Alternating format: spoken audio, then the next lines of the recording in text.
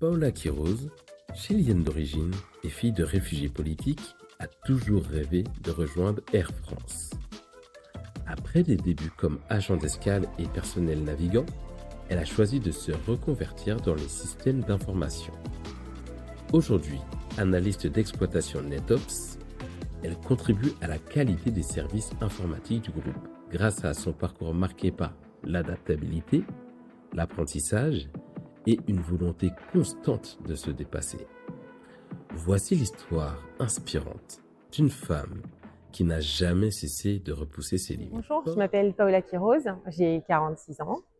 Je suis maman de 4 enfants. Je suis d'origine chilienne avec des parents qui sont des réfugiés politiques, donc arrivés en 78.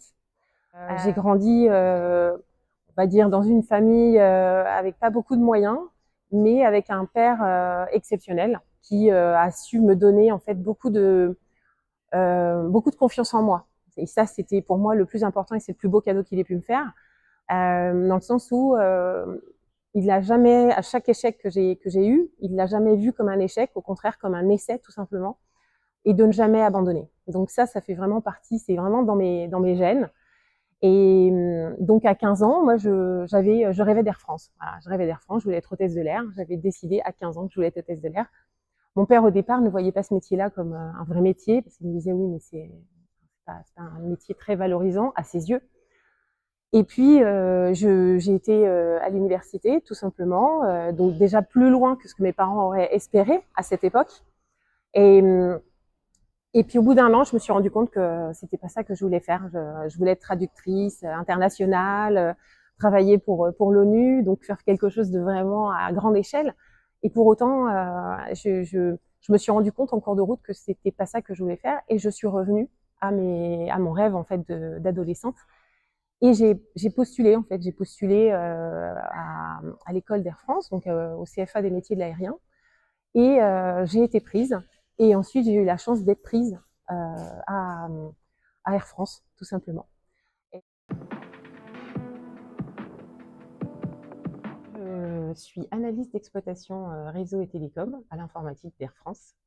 Et ma mission est de superviser en fait tous les équipements Air France KLM partout dans le monde.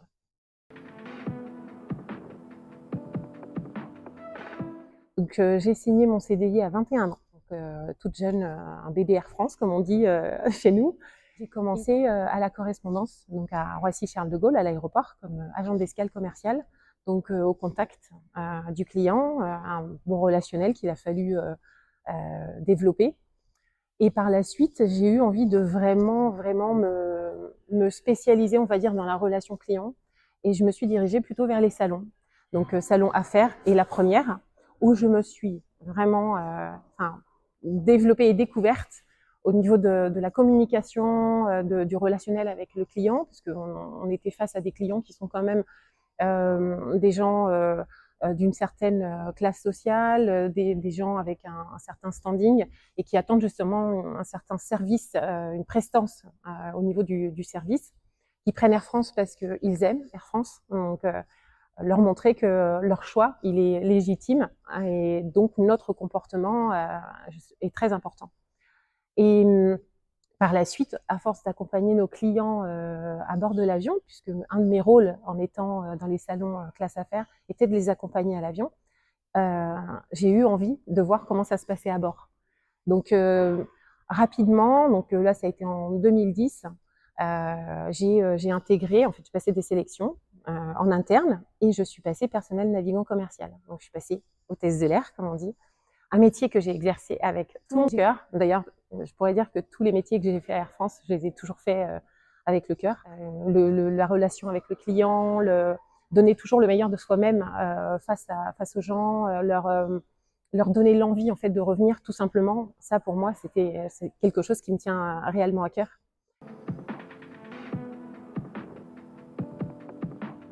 Donc j'ai exercé ce métier pendant 8 ans.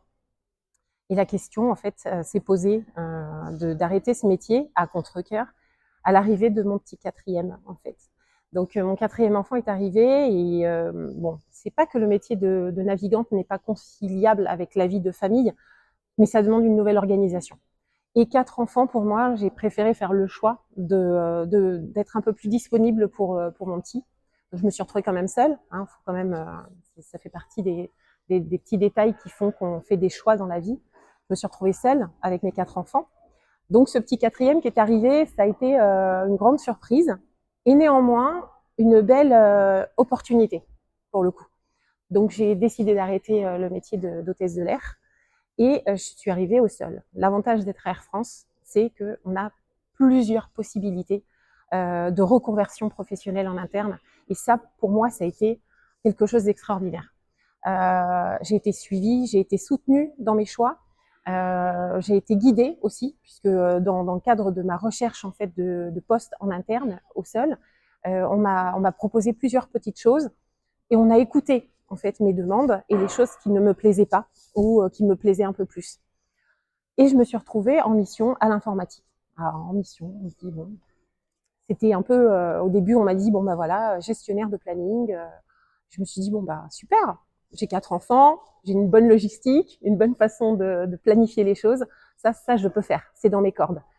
Donc j'ai développé encore plus de compétences par rapport à ça, donc tout ce qui est dimensionnement en fait de personnel à l'informatique. Donc je me suis retrouvée dans un service avec des personnes qui travaillaient en décalé. Donc 3 équipes en travail en décalé, en 3-8, des cadres pour la plupart. Et je le précise parce que là, il a fallu que j'apprenne. Donc moi, je sais m'exprimer, j'ai aucun problème de communication ni de relationnel. Et par contre, l'écrit, ça m'a demandé encore une autre façon, un nouvel apprentissage, apprendre à communiquer avec les gens pour leur annoncer des choses, pour parler avec eux, pour échanger avec eux par mail. Ça, c'est encore un autre travail.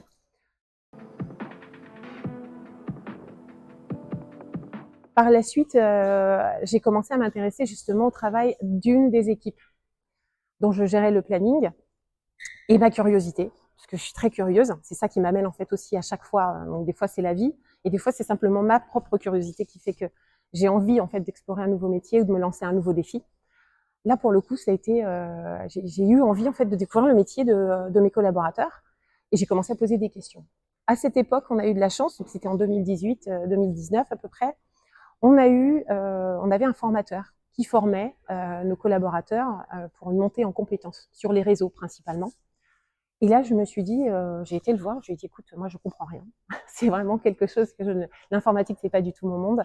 Ce que font ces messieurs, du moins mes collaborateurs, je ne sais pas ce que c'est. Est-ce que tu peux m'expliquer? Est-ce que c'est si compliqué que ça? Et lui, première personne donc dans ma vie qui m'a dit, mais non, Paola, c'est pas compliqué ce que tu te fais toute comment dirais-je, tu t'en fais toute une montagne, mais c'est quelque chose de tout à fait accessible en fait pour toi. Et il m'a mis sur un cursus. Il m'a dit, je vais te mettre sur un cursus de formation en ligne. S'il y a des choses que tu ne comprends pas, tu me le demandes et moi je te les explique. Donc j'ai passé une première certification, donc tout ce qui était informatique de base, donc comprendre comment fonctionne un ordinateur. Donc pour vous dire que vraiment mon niveau informatique était de 0. Comment fonctionne un ordinateur, comment fonctionnent les connexions, comment fonctionne Internet, comment réparer un ordinateur, ça aussi, ça a été un gros moment, ça, de remonter un ordinateur complet, en fait, de le démonter et de le remonter, savoir où va chaque chose, c'est important. Et par la suite, j'ai fait une deuxième certification sur les réseaux, donc quelque chose d'un peu plus, on va dire, accessible et plus facile en fait à comprendre sur les bases des réseaux, pour rentrer petit à petit sur quelque chose de plus difficile. J'ai fait aussi une formation sur Paris, en centre de formation sur Paris. Tout ça sur mon compte personnel, parce que j'étais vraiment motivée. C'est-à-dire que c'est là où moi, je me suis rendu compte que on n'a rien sans rien. Moi, je visais ce poste-là, je visais ce poste d'analyste, et je savais qu'il fallait que je m'en donne les moyens.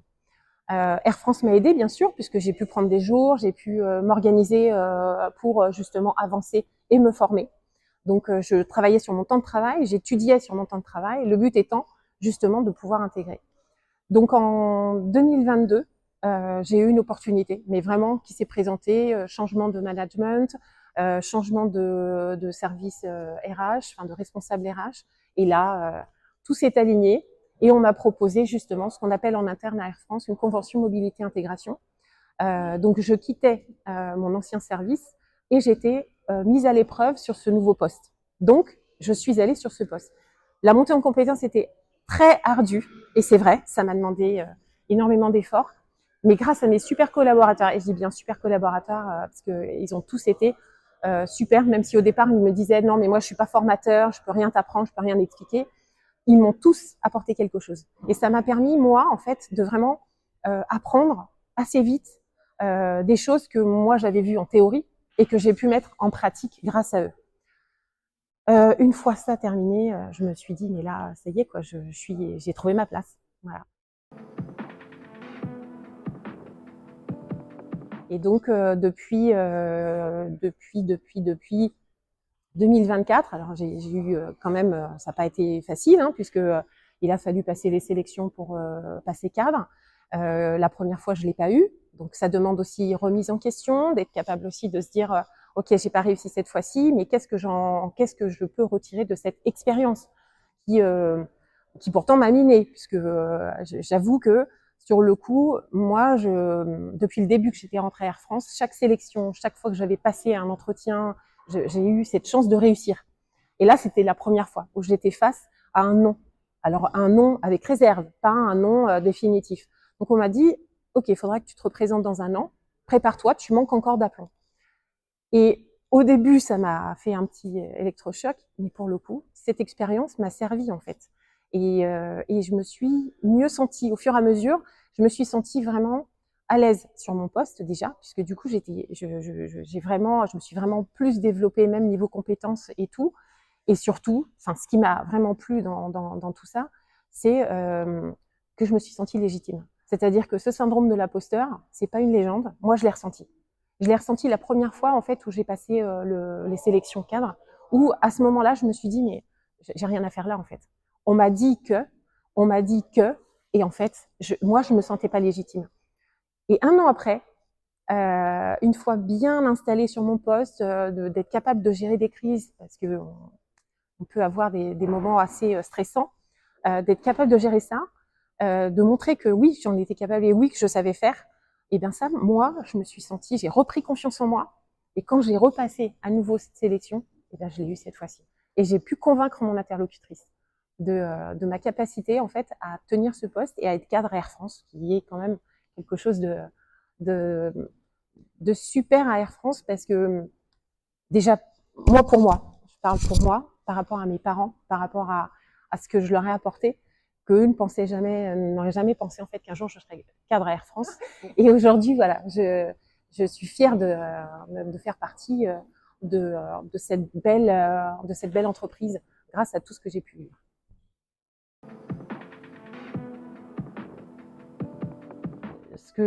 Enfin, les défis que j'ai pu rencontrer, c'est simplement que à la base, je suis curieuse et je suis quelqu'un qui aime les challenges.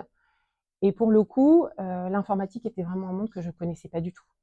Et il a fallu que je me forme, que je me remette en fait dans les études, que je passe des certifications et qu'ensuite je prouve à mes collègues que je pouvais être capable en fait de tenir ce poste. Donc c'est vraiment les premières choses en fait qui ont été assez difficiles au départ. Voilà.